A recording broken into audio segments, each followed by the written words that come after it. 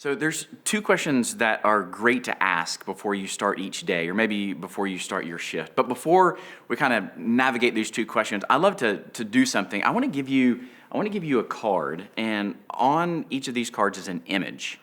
And when you look at the image, I want you to think about what might a guest feel when they walk into your store or retail place of business or restaurant.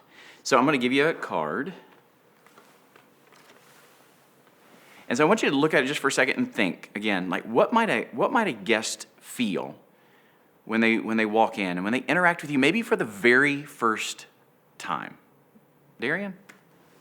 Mine's a girl with a luggage bag.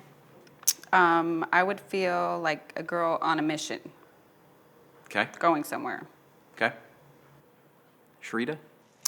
Mine is a box of crayons, and so I think there's like bright colors and dark colors. Maybe that person is experiencing good and bad things in their life. They're just trying to navigate kind of where they're going. Yeah. Okay, good. Luke?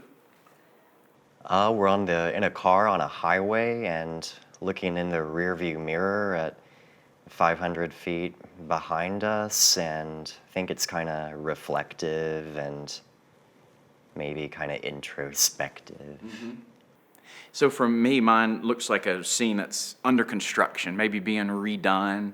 And so maybe people are feeling, you know what, my life's kind of under a little bit of a renovation. Or, you know, to use some of your emotions based on the image, you know, that feeling as well. So each of us, when we come to work, we bring a certain emotion. And when a guest walks in to our place of business, our store, our restaurant, they too bring an emotion. I mean, think about this.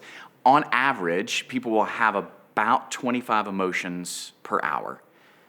And so, that could be a wide range of things. So, what can you do about that? How can you create a memorable experience for each and every guest? Well, maybe by asking these two questions. Here's question one. How do you want a guest to feel? So when they walk in, how do you want them to feel when they interact with you? So let me ask you, what might be some words that you would say, I want a guest to feel blank? What would be something that you would say? Sharita? Maybe cared for. Okay, cared for. Darian? Welcomed. Welcomed. Encouraged, yeah. Luke? Pleased? Yeah. And so here's a follow-up question, and this may be the harder part. How do you make decisions in order to deliver that? Because it's one thing to go, man, I really want a guest to feel cared for, encouraged, pleased, maybe surprised and delighted. I want that. But how do I actually do that?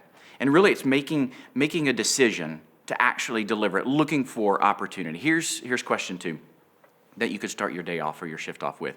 How do I want the team members around me to feel?